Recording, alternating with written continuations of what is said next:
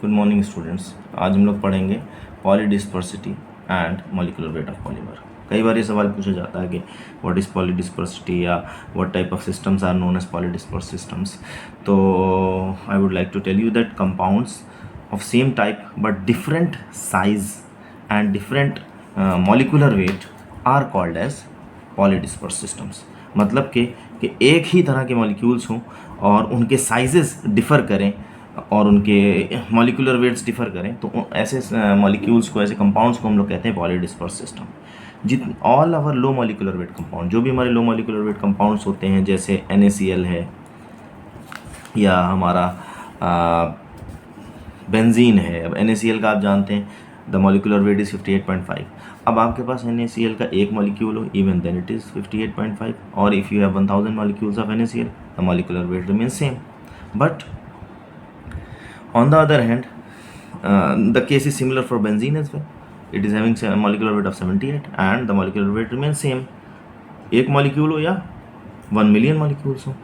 Therefore such systems are called as monodisperse system, क्योंकि उनका जो मॉलिक्यूलर वेट होता है हमेशा सेम रहता है, मॉलिक्यूल एक हो या ज़्यादा हो। But in contrast to these low molecular weight compounds,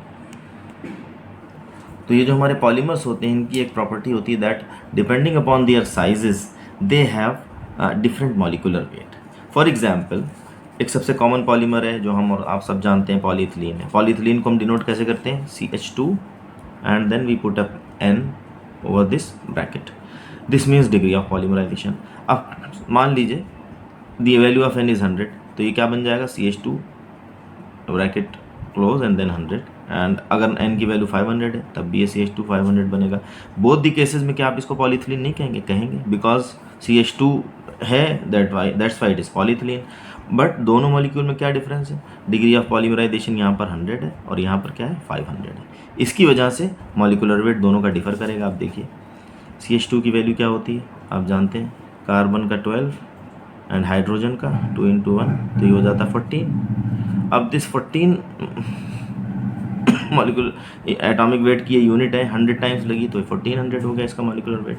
but in case of the unit having 500 we have 7000, तो यहाँ 7000 हो गया मॉलिक्यूलर वेट, जबकि दोनों पॉलीइथिलीन है लेकिन दोनों का मॉलिक्यूलर वेट डिफर है। हम दोनों को ही पॉलीइथिलीन कहेंगे। ऐसे मॉलिक्यूल्स, ऐसे सिस्टम्स को कहा जाता है polydisperse system, when they have different molecular weight, different sizes for same type of molecule, and this is the characteristic property of polymer। ये पॉलीमर में हमें देखने को मिलती है और लो मॉलिक्यूलर वेट कंपाउंड्स में नहीं मिलती है। जितना ज़्यादा डिग्री ऑफ पॉलीमराइजेशन होगा, जितना ज़्यादा वैल्यू N की होगी, उतना ही ज़्यादा उस पर्टिकुलर टाइप का मॉलिक्यूलर वेट होगा। क्लियर? जैसे मैंने यहाँ पर ये यूनिट्स बनाई हैं, कुछ चेन्स होंगी थोड़ी छोटी रहेंगी, कुछ चेन्स होंगी बड़ी रहेंगी, बट हैं ये सारी पॉलीइथिलीन की चेन्स या किसी भी पॉलीमर की चेन, तो ये नाम तो वही रहेगा।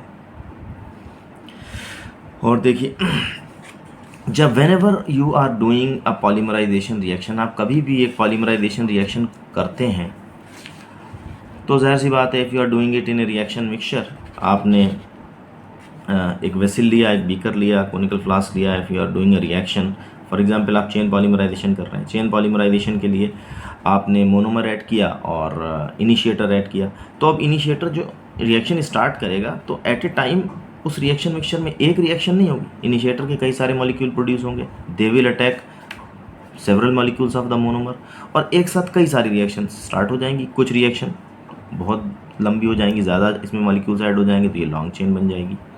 कुछ होंगी बहुत छोटी रह जाएंगी, वेरी स्मॉल, और some of the chains will be moderate. But ये होंगी तो उसी पॉलीमर की चेन सारी,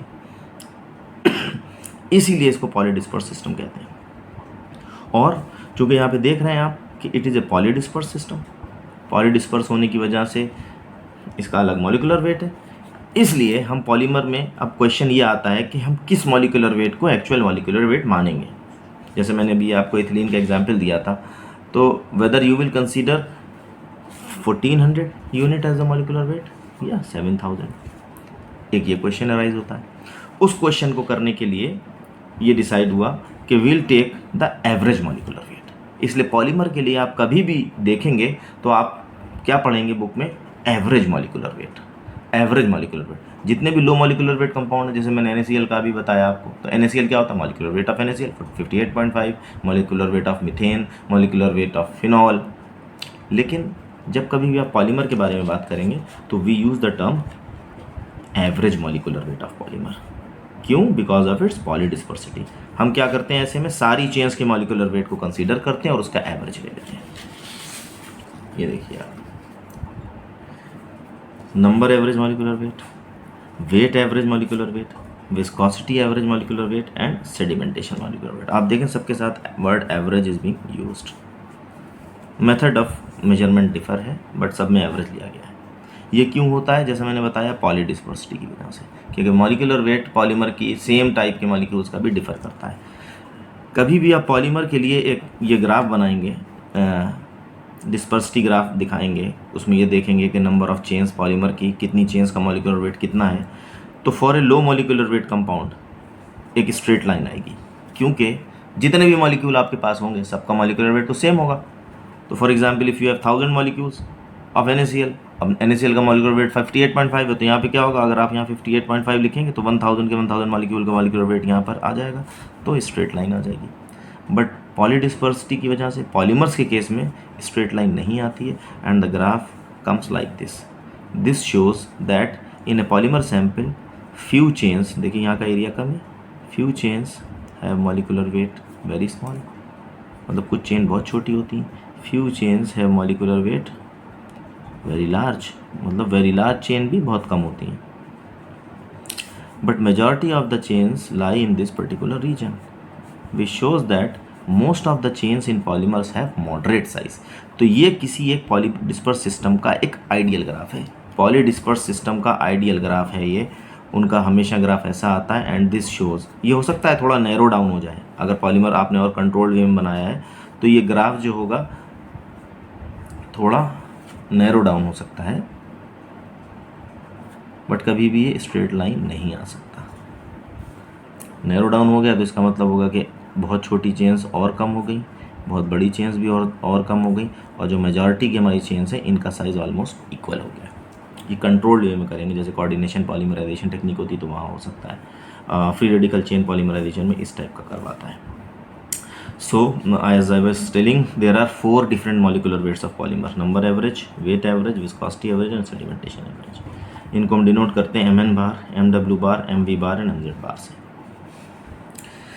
अगर हम इनकी वैल्यूज़ को कंपेयर करें, फॉर एग्जांपल एक पॉलीमर सैंपल के लिए हम नंबर एवरेज भी कैलकुलेट करें, MW बार, वेट एवरेज भी, MV बार, विस्कोसिटी भी एंड MZ बार, तो इनकी वैल्यूज़ को अगर हम कंपेयर करें तो highest value is for MZ बार, सबसे ज़्यादा वैल्यू आती है MZ बार की, सेडिमेंटेशन मॉलिक्यूलर वेट की, followed by MV bar and then we have followed by MW bar and then we have MV bar, and सबसे कम जो वैल्यू आती है वो MN बार की होती है। लेकिन MN बार की जो वैल्यू होती है, ज़्यादातर चेन्स का जो मॉलिक्यूलर वेट होता है वो इसके अकॉर्डिंग होता है, इसके इक्वल होता है, ऑलमोस्ट इक्वल होता है।